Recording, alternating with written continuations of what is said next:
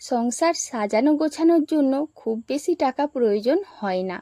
সংসার সাজানো গোছানোর জন্য টাকা পয়সার চেয়ে সংসারের কাজকর্মগুলো করার নেশাটা অতি প্রয়োজন। একটা সংসারকে, একটা ঘরকে সুন্দর করে সাজিয়ে গুছিয়ে তোলার জন্য যে অনেক অনেক টাকা পয়সা দরকার এমনটা নয় বন্ধুরা। এর জন্য প্রয়োজন নিজেদের সংসারের সমস্ত কাজকর্মগুলো করার জন্য একটা নেশা। আর সেই নেশার মধ্য দিয়ে আমরা সংসারটাকে সুন্দর করে সাজিয়ে গুছিয়ে তুলতে পারি। তো আমার প্রিয় বন্ধুরা, আমি মুনমুন, ব্লগার মুনমুন চ্যানেলে অন্য দিনের মতন আবারও একটা ছোট্ট ব্লগ নিয়ে চলে এসেছি। আশা করছি তোমাদের ভিডিওটা ভালো লাগবে।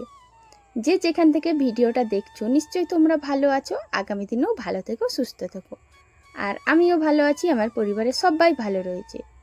ভিডিও শুরু করার আগেই বড়দের জানাই প্রণাম, ছোটদের জন্য রইল অনেক ভালোবাসা। সবাইকে জানাচ্ছি সুপ্রভাত। আজকের দিনটি যেন সবার জন্য অনেক অনেক শুভ হয়। তো দেখো বন্ধুরা, এই যে সকালবেলায় সমস্ত বাড়ির কাজকর্ম করে নিলাম আর ঘর মুছলাম, সেটাতে তোমাদের সাথে শেয়ার করলাম। এখন চলে এসেছি কলপাড়ে। আর এই সময় এই জিনিসটা কিন্তু খুব চলে, প্রত্যেকটা সংসারে কিন্তু অনেকেই ভালোবাসে। বলতে গেলে প্রতিটি সংসারের প্রতিটি মানুষই এই জিনিসটা খেতে খুব পছন্দ করে। তো গরমকালে এটা একটা বেশ গুরুত্বপূর্ণ খাবার। এটা হচ্ছে একটা ডাঁটা, তো এটার নাম বেঙই ডাঁটা, আমাদের এখানে এরকমই বলে। তো জানো তো বন্ধুরা, এই ডাঁটাটা যে কোনো সবজিতে মেশালে সেই সবজির কিন্তু স্বাদ অনেক বেশি বেড়ে যায়। আগে ডাঁটাটা ধুয়ে করে রেখে দিলাম, তারপর যে বাসনগুলো ছিল সেইগুলো ধুয়ে রেখেছিলাম আর সেইগুলো এখন একটু শুকনো হতে ঘরে তুলে দিলাম। এই ডাঁটাগুলো একটা আনলে মোটামুটি 2 দিন চলে যাবে, আর ছোট সংসারে তো আবার হয়তো বেশি দিন যাবে।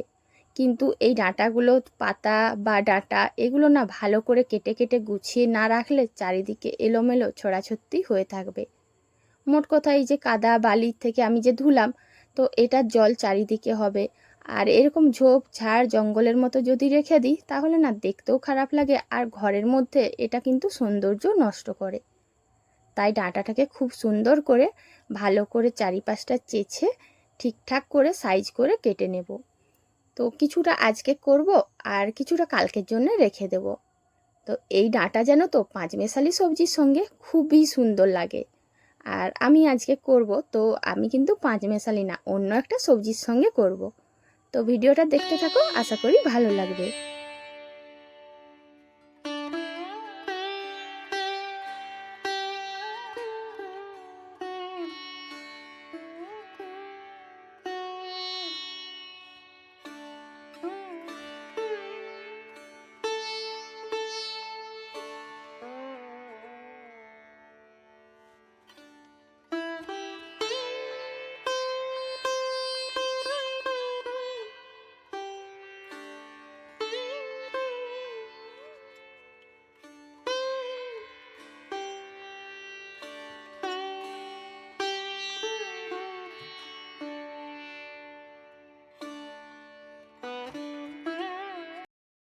কলপাড়ে এসে এই যে আমাদের সাবমার্সিবলে কীরকম শ্যাওলা হয়েছিল, তাই শ্যাওলা আর ছোট ছোট গাছগুলো তুলে দেওয়ার সময় একটা ছোট্ট পোকা পেয়েছিলাম।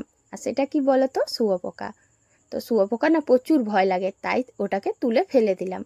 এখন কলপাড়টা ভালো করে পরিষ্কার করে ঝাঁট দিয়ে দিচ্ছি। আমাদের সংসারে যে জিনিসটা যেমনই হোক না কেন, যেমন খারাপ যেমন ভালো বা সাদামাটা হোক না কেন, সেটাকে যদি ঠিকঠাকভাবে পরিষ্কার পরিচ্ছন্ন করি তাহলে সেটা দেখবে সুন্দর হয়ে ওঠে। তো ঘরে কি বাইরে কি, যে কোনো জিনিসে আমরা যদি যত্ন নিয়ে কাজ করে থাকি সেটা সৌন্দর্য অনেক বেশি হয়। তো দেখো বন্ধুরা, কলপাড়টা প্রতিদিন ঝাঁট দিই বলে ঠিকঠাকভাবে, তার জন্য কিন্তু শ্যাওলা হয়নি।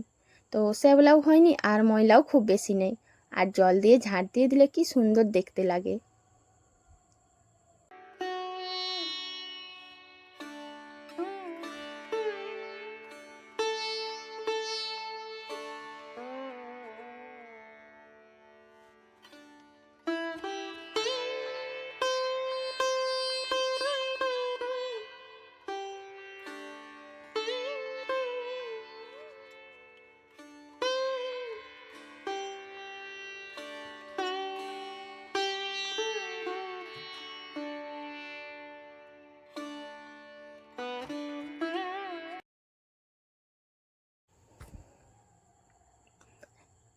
এখন উনুন ধরাবো বলে কয়েকটা কাঠ নিয়ে এলাম।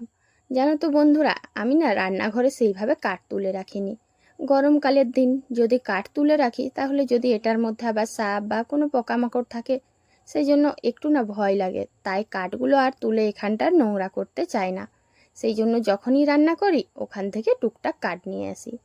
তো গরমকালের দিন তো, আর দিনের বেলায় অনেক রোদ্দুর দেয়, সেই জন্য কোনো ভয় থাকে না। তাই কাঠের গাদা থেকে কিছু কাঠ নিয়ে এসে রান্নাটা করে নিই। আজকে আমি কি রান্না করব একবার দেখে নাও। ওই যে ডাঁটাটা কাটলাম, তো ডাঁটার যে সরু অংশগুলো সেটা দিয়েছি কুমড়োর সঙ্গে। কুমড়ো আর ডাঁটা দিয়ে তরকারি। আর এদিকটাতে করব ওই যে পেঁপে কেটেছি আর আলু। তোমরা তো জানোই যে আমাদের কাছে পেঁপে আছে, আর মা বাবা তো পেঁপে ছাড়া খাবেন না। তো সেই জন্য আমাদের আলু আর বাবা মার পেঁপে দিয়ে আর আলু দিয়ে আর ডিমের তরকারি একসঙ্গে করব। ডাঁটাটা সরু অংশটা এই কারণেই করলাম, কারণ কুমড়োর সাথে তো আর মোটা ডাঁটা দিলে সেদ্ধ হবে না, কুমড়োটাও গলে যাবে। তাই আজকে যেহেতু কুমড়ো করব, সেই জন্য সরু ডাঁটাটা দিলাম আর মোটাটা রেখে দিলাম।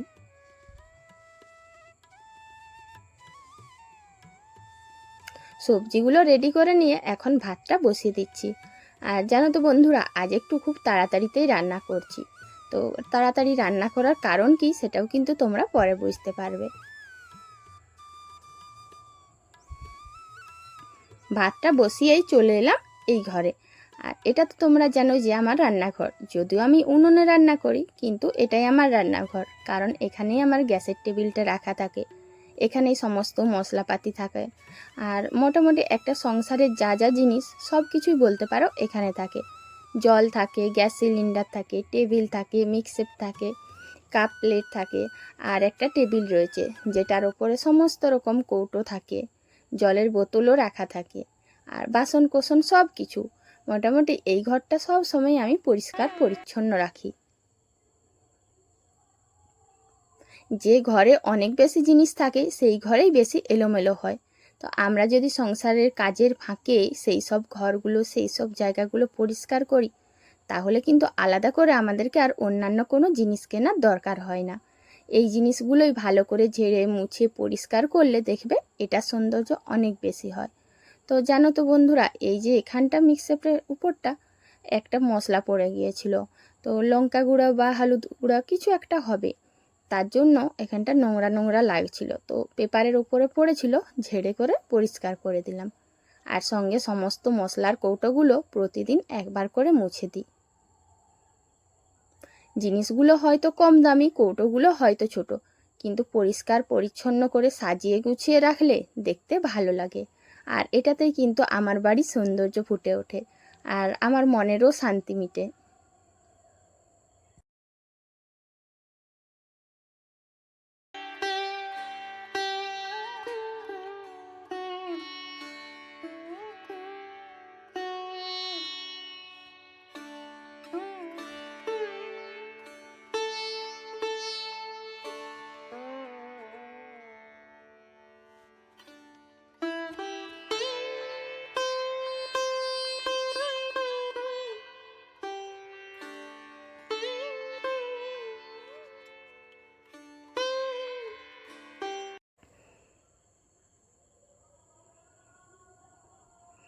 মিক্সেপের উপরটা আর মিক্সেপের ভেতরটা ভালো করে পরিষ্কার করে নিয়েছি।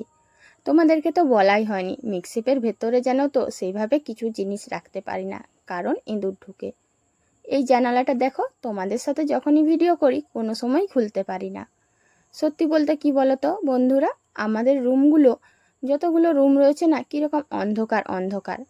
আসলে বাইরের দিকে বারান্দা, আর আমাদের এই যে দেওয়ালটার পেছন দিকে কাকুদের অনেক গাছপালা, যার জন্য লাইট জ্বলে, আর লাইটগুলো সব উল্টো দিকেই রয়েছে। তো দেখো, আমি ভিডিও করলে না আমার ছায়াটা খুব বেশি দেখা যায়, মানে জিনিসপত্রের থেকে আমার ছায়াটাই বেশি দেখা যায়।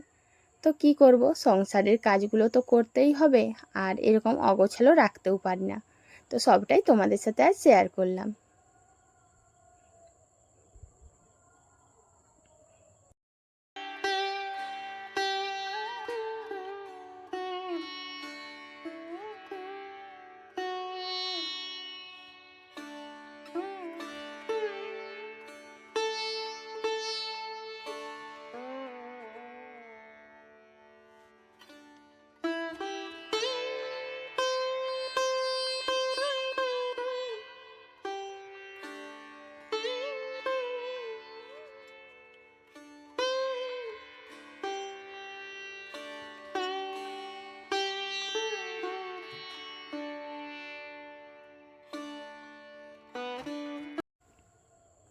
টেবিলের উপরে যা যা জিনিসপত্র ছিল, যেগুলো প্রয়োজন নয় সেগুলো একদিকে রাখলাম, আর প্রয়োজনেরগুলো এক সাইডে এই যে টেবিলের ওপরে গুছিয়ে রেখে দিলাম।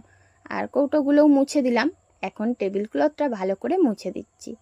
তো দেখো বন্ধুরা, হয়তো খুব বেশি দামি জিনিস না, কিন্তু ছোট্ট এই টেবিল ক্লথটা দিতেই আমার টেবিলটার কতটা সৌন্দর্য ফুটে উঠছে।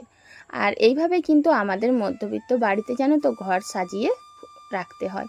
তো এইভাবে সাজিয়ে গুছিয়ে রাখলে না দেখতে যেমন সুন্দর লাগে, আর ঘরটাও ভালো লাগে দেখতে। আর সাজানো গোছানো সংসার কে না চায়।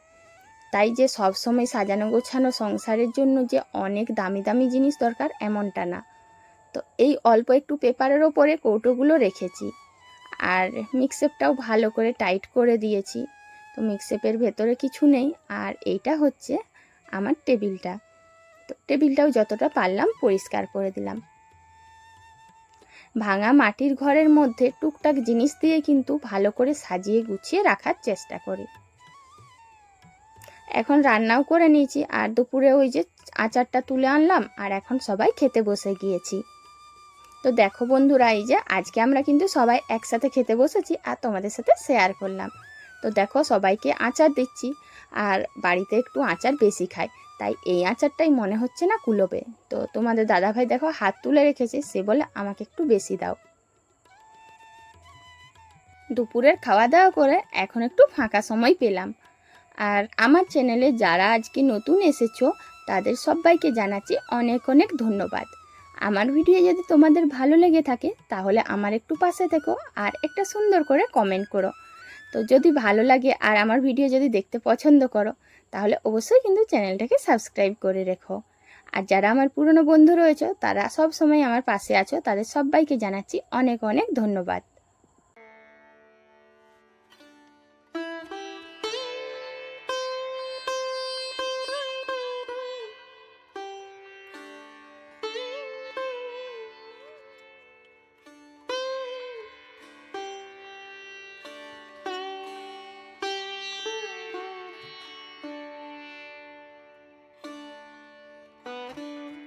জামা কাপড়গুলো অনেক আগেই তুলে এনেছিলাম। এখন খাওয়া দাওয়ার পর একটু সুযোগ পেয়ে জামা কাপড়গুলো ঠান্ডা হয়েছে, তাই এখন আমি গুছিয়ে নিচ্ছি। তো আজকের ব্লগটা আর বেশি বাড়াচ্ছি না। তো সমস্ত বন্ধুরা তোমাদের সবাইকে জানাচ্ছি অনেক ধন্যবাদ ভিডিওটা দেখার জন্য। কাল আবার একটা নতুন ব্লগ নিয়ে আসবো। তো তোমরা সবাই ভালো থাকবে, সুস্থ থাকবে। টাটা।